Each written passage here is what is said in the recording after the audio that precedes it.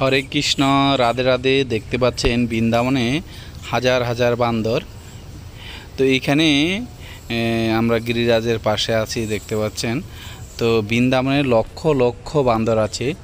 এদেরকে প্রতিদিনই বিভিন্ন বক্তারা বিভিন্ন কিছু দিয়ে থাকে। দেখতে পাচ্ছেন এক ভক্ত এদেরকে আম খাওয়াচ্ছে এই বান্দরদেরকে। তো আপনারা দেখবেন কি সুন্দরভাবে এরা আম খায়।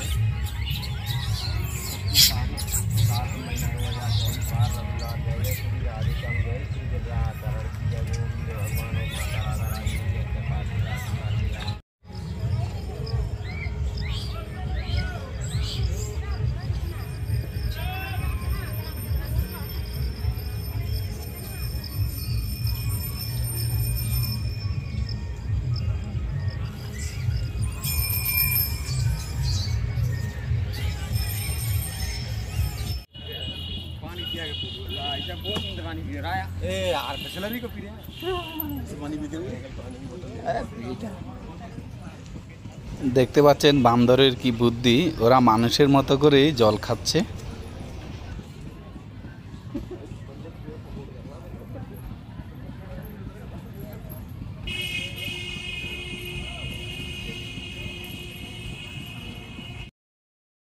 হরে কৃষ্ণ। এখানে কুকুরগুলো সারা রাত এই কম্বল গাদ দিয়ে ঘুমিয়েছিল, এখন সকালবেলা ঘুম থেকে উঠলো।